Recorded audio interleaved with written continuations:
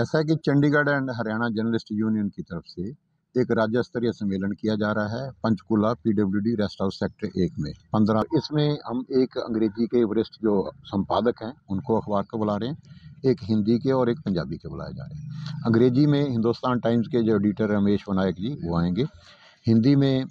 नरेश कौशल जी दैनिक Tribune के editor हैं वो आएंगे, और अजीत पंजाबी के जो कार्यकारी संपादक है सतनाम मानक जी वो आएंगे। इसके साथ साथ इंडियन जर्नलिस्ट यूनियन के जो राष्ट्रीय अध्यक्ष हैं वो हैदराबाद से श्रीनिवास रेड्डी जी आएंगे,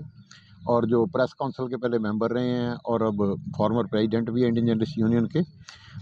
SN सिन्हा जी वो दिल्ली से आएंगे, और जो राष्ट्रीय महासचिव हैं जम्मू जी वो भी आएंगे। और इस कार्यक्रम की अध्यक्षता जो है वो जो आज समाज अखबार के है, इंडिया न्यूज़ है, संडे गार्जियन है, इन अखबारों के सारों के जो मालिक है और मेंबर पार्लियामेंट है कार्तिकेय शर्मा वो करेंगे, और मुख्य अतिथि जो हैं वो दुष्यंत चौटाला जी होंगे। तो साथियों, जो पत्रकारों को समस्याएं आ रही हैं, दिक्कतें आ रही हैं, परेशानियां आ रही हैं, बहुत सारी उनकी मांगे हैं। इनको लेके Chandigarh and Haryana journalist union, हम हमारे साथी जो बलवंत अक्षक जी साथ खड़े हैं, बाकी सारे साथी हैं जो वो लगातार प्रयासरत हैं, और उसमें काफ़ी सारी मांगे मनवाई भी हैं, मांगे सरकार ने मानी भी है, आगे भी प्रोसेस में भी है, उसके लिए भी लगातार हम मिल रहे हैं, और बाकी सारी साथियों के लिए भी हम लगातार डिस्कशन कर रहे हैं। इसके साथ साथ हमारा एक ये भी मानना है कि एक सच्चाई को हमें स्वीकार कर लेना चाहिए कि पहले अकेला जो प्रिंट मीडिया होता था, फिर इलेक्ट्रॉनिक मीडिया भी आया, और अब जिसको सोशल मीडिया कह देते हैं या उसको डिजिटल मीडिया कह दो, डिजिटल प्लेटफॉर्म कह दो, वेब मीडिया कह दो, तो वो भी साथी काफ़ी एक्टिव हैं और बहुत सारा उसका लगातार प्रभाव भी देखने को मिल रहा है। हमारी सरकार से यह भी मांग है कि उनके लिए भी एक प्रॉपर पॉलिसी बनाई जाए, प्रॉपर गाइडलाइन बनाई जाए, उनको एक्रीडेशन दी जाए, और जो सरकार की एडवर्टाइजमेंट की पॉलिसी है उसमें उनको भी शामिल किया जाए। सरकार लगातार उनको जैसे मीडियम अखबारों को देती है, बड़े अखबारों को विज्ञापन देती है, तो उनको भी विज्ञापन दे। सरकार का जो टारगेट है जिनको तक अपनी बात पहुंचानी चाहती है तो उनके जरिए भी बात पहुंचेगी, और उनकी भी फाइनेंशियल हालत ठीक होगी, तो उनका अपने जो हैं तो वो सेटअप अच्छा बना सकेंगे, अच्छी कवरेज कर सकेंगे, और उसमें इम्प्रूवमेंट आएगी उनकी कवरेज में। तो इनके सब के साथियों की जो है उनको मांगों को लेके और बाकी सारी चीज़ों को लेके तो उसमें हम डिस्कस करेंगे, और हम जो कुछ सीनियर जो जर्नलिस्ट हैं प्रदेश के लगभग 10-12 उनको उस कार्यक्रम में हम सम्मानित भी करेंगे जो उनके पत्रकारिता में योगदान के लिए। वेज बोर्ड की बात को भी उठाऊंगी। बिल्कुल ऐसा हमने ये सबसे पहले उठाई है। वेज बोर्ड जो है पहले जो पिछला लागू भी नहीं हुआ वो भी लागू किया जाए, और आगे भी इसका वेज बोर्ड भी किया बनाया जाए, और उसके साथ साथ जो है पहले जो था प्रेस काउंसिल, उस प्रेस काउंसिल को अब एक्सपेंड करके पहले वो उसमें ये अपना जो सोशल मीडिया या बाकी जो डिजिटल मीडिया इसको नहीं था, इसमें इलेक्ट्रॉनिक भी नहीं था, तो इसको अब मीडिया जो है ना मीडिया काउंसिल बनाया जाए, और ताकि सारे पत्रकारों की वो सही रहनुमाई कर सके और सबको प्रतिनिधित्व मिल सके।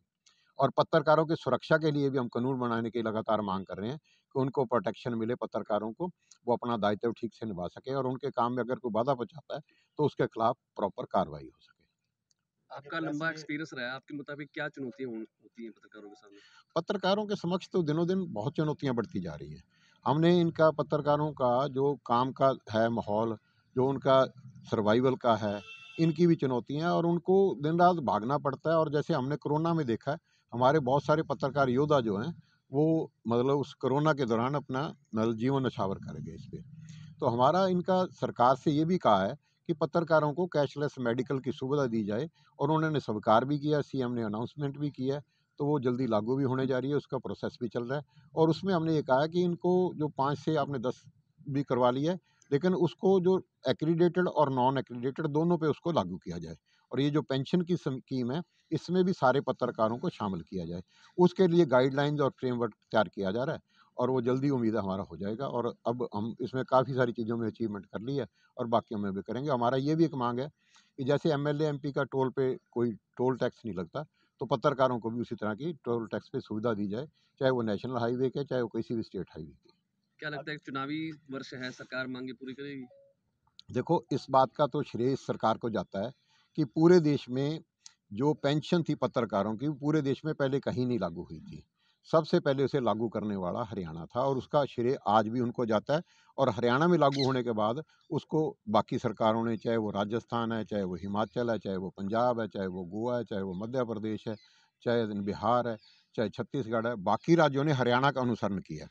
और जो भी कोई जेन्युइन डिमांड हमने की है, उनको सामने हम एक्सप्लेन करने में सफल रहे, उनको समझाने में सफल रहे कि ये जेन्युइन है और इसमें सरकार पे ज़्यादा बोझ नहीं आएगा, लेकिन पत्रकार वर्ग का उसमें हित है और समाज होगा। और हमें उम्मीद ही नहीं, पूरा विश्वास है कि जल्दी भी बाकी सारी जेन्युइन जितनी भी हमारी माँगें हैं, वो जल्दी ही पूरी हो जाएँ।